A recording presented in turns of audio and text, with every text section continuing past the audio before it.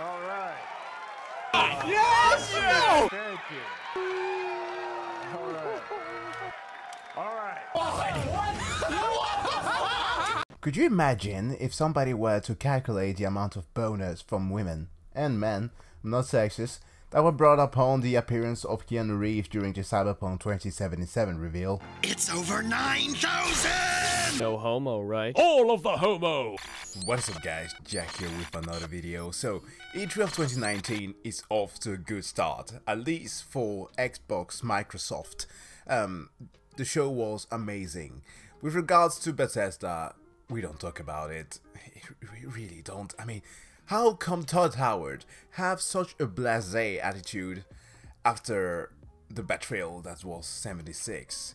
Them having joked around how their games have been buggy for the last 2 years and still come out there and just admit nothing. It's sad. But what was not sad was Microsoft or Xbox swinging the massive dicks around, showcasing 60 games. 60 bloody games, that's a lot. Some were very interesting, some were not so much. They kickstarted it all with the Outer World from the creator of Fallout New Vegas, which is a great thing because another FU to Bethesda. The game looks very interesting. I love the mechanics that they somehow showcased there, although they did not dive too deep into what the gameplay is going to be about. But we know already that there are things that carry on from the get-go of the game, such as making decisions. If you take damage from a certain NPC, it's going to affect the way that your character is going to react to them in the future, and something like that. It looks very interesting, and I hope this is a space adventure that they have promised. Other than that, Ninja Theory, of all people, showcased the next game, which looked a lot like Battleborn. I'm not gonna lie. Bleeding Edge, it's his name. It's centered around the multiplayer combat, like a 4v4, as far as I could see, focused on melee. Now, these are the guys behind DMC, Devil May Cry, which was a good game. I'm not going to let people bring that down because that game was actually pretty good. Although it did make fun of the original franchise and people didn't like it because Dante turned into a Nemo kid, it was still good. I mean, if you love fast-paced combat and you love doing just combos and amazing soundtracks, that is definitely the game for you. So I believe that with Bleeding Edge they might deliver something good. There was also a welcome surprise in Minecraft Dungeon, a nice mix between Diablo and the original Minecraft. Now, I do not see where the building mechanics are going to come in play here, but nevertheless it looks pretty interesting. And also, furthermore, there was a very interesting surprise in a Blair Witch game, which I thought first and foremost was going to be Silent Hill, because it has all the aesthetic checked. But it was not. It was a Blair Witch game, which is not exactly what one would believe would spur a lot of excitement in people, but I believe that it might be the best streaming game coming out soon. But the most exciting thing about the whole conference was not Halo Infinite, it was not Gears of War, it was Cyberpunk 2077. And this time around, CD Projekt Red went all in, giving us a cinematic trailer that, first and foremost, is the first one that we got ever since 2012, isn't it? Like, it's been 7 years of development. Of course, it was hampered slightly because the focus was put a lot on Witcher 3, but after that they went full throttle and just delivered. I mean, the game also received the release date that is going to be the 16th of April 2020, which is rather soon, a lot earlier than I expected. The whole when it's ready, yeah, it's done. And those it releases in 2077 memes are finally over. Finally. But god damn it, what made this so much better is that they had none other than Johnny Mnemonic there, aka Keanu Reeves, aka Johnny Silverhand. Wake the fuck up, samurai. We have a city to burn.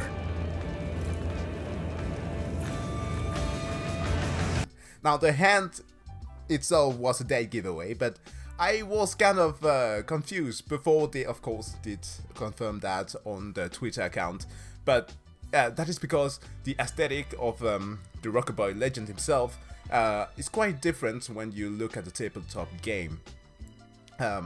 But also, in that 45-minute gameplay that they showcased some time ago, some months ago, you heard sounds of his voice. There was a song played when Dee was in her apartment, and that sounded nothing like Keanu Reeves.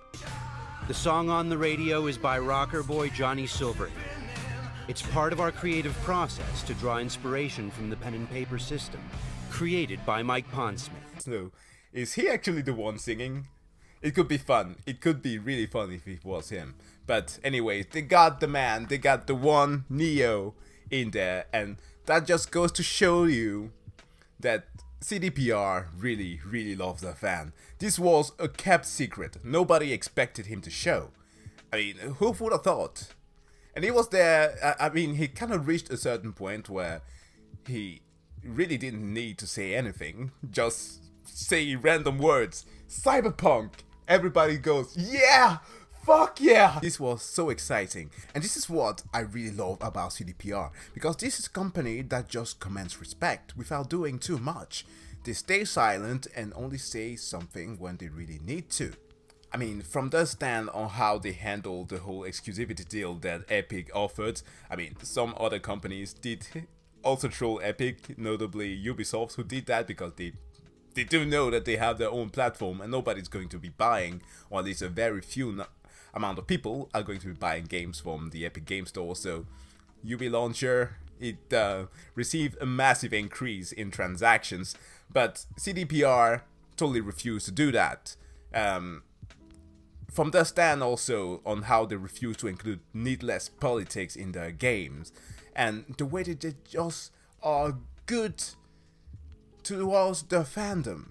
They ask you how you are, you just have to say that you're fine when you're not really fine, but you just can't get into it because they would never understand. No, I mean seriously, excuse that weird glitch that I just had. Because think about this. So many companies nowadays, with regards to releasing games, are going to offer you, of course, the final product, unfinished or unfinished, and just slam some game service onto it. I'm not saying that everybody does that in a bad manner. Ubisoft has learned to do that in a good way, but when they do that, they offer you a plethora of editions. And again, I really don't want to bring up names, but Ubisoft, I love you, but I gotta trash on you right now. They go from giving you standard edition all the way up to a so-called Pantheon edition that requires that you give away your soul to Hades in order to have the game. It's insane. It's bloody insane how it needs to cost so much. Or EA, or Evil, like I like to call them, will offer you 5 different release dates, where one, just in order to play the same product as your friends just 4 days early. I mean, this time around, why can't you just act like CDPR? So what you get when you pre-order, which I have not yet done, but this might actually be the exception. Wait, hold on. So you're telling me that CDPR is an exception? Everything CDPR does is the exception. You get very much like with The Witcher 3, a standard edition and a collector's edition. The standards come with all the things that you need. Soundtrack of the game, a map of the game, like the good old times where you used to buy GTA and get that full map of Vice City, for example. That's essentially the only one that I own as a physical copy, as well as GTA 4. I also do that, but that's beyond the point. You get stickers, you get also a guidebook for Cyberpunk 2020, because that is very important to have if you want to play the game as it is meant to, in a very immersive manner, because that is what we get, a first-person view of the game. To really understand what is going on, you need to immerse yourself into the lore of the game. So aside from that, with the collector's edition, you get that beautiful 25cm statue of V in action. It's amazing. It's simple. They apply the KISS principle, as I like to say about things. Keep it simple, stupid. Yet it is complex, for some people to do just that. And I really don't understand why it should be, but this again goes to show you how CDPR really cares, and that is why so many are not willing to give them a pass, but always stick with them. Like, they can't really do anything wrong so far, and that is why I might give them the pass again. I know it sounds weird, to pre-order the game so that I can preload it and play it when it comes out, and I don't need to plug in, insert a disc. I actually don't have a disc reader, so that will never happen. Jesus, what am I living in 24? In addition to all this, as I was about to push the Q button in order to render this video, I got a notification to the Cyberpunk game page on Reddit, where Redditor Tezor posted a secret message from CD Projekt Red for Cyberpunk 2077. This is of course a tradition that we have seen many times, but this time around it was very heartwarming and kinda sad in some place. As the message actually pointed out, partly the unwillingness to having streamed the game at PAX East in August, and how it is that they felt the kind of backlash that they would have gotten from the fans. But they go on and emphasize how it is important for them to actually build hype for the game in order to get more people interested in it, which is a fair strategy to employ. Overall, they also point out how they actually needed to show something that was worth showing, something that was playable, that players could actually enjoy, and how they wouldn't jump to any conclusion before having a believable release date, that of April 16 of 2020. Which we all are finally happy to see. Now, most last thing, as I already pointed out, they mentioned that fact exactly of keeping things simple, only having 2 editions very similarly to what they did with The Witcher 3. And this is again why we love CD Projekt Red so much. Because what this company essentially is like a worker that has been in the same company as you for like 25 years. However, every single time that you find or meet him, he keeps on saying the same thing, like this was a job meeting that he was attending, constantly trying to wow you and show his appreciation. And it is beautiful that they are not only trying, but actually executing what they set out to do. And this truly puts other AAA publishers and developers to shame. But yeah, I get it. It might sound a lot like I'm riding CDPR's dick. I might be, you know. No homo, right? All of the homo! But it's nice to see, very nice to see that in this day and age where there's so much supervision from the big companies that have all their shareholders deciding whatever they want to do, and therefore are reluctantly just giving away their passion for gaming and thus also their love for their fans in order to just get a quick cash grab, that there are actually companies that do care.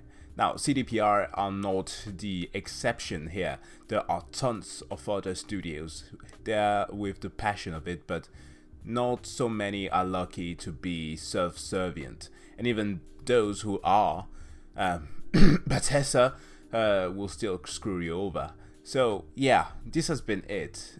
Just a congratulatory video for CDPR and just appreciating all they do. But this is just my thoughts. What do you think about CD Projekt Red and Cyberpunk 2077, its release date, and also what we are offered as gamers? Let me know in the comment section below. If you have any suggestion whatsoever, leave them there as well. If you liked the video, of course, give me a solid one by giving it a like. If you didn't, give it a dislike. I like some fair criticism, and I see you guys in the next video.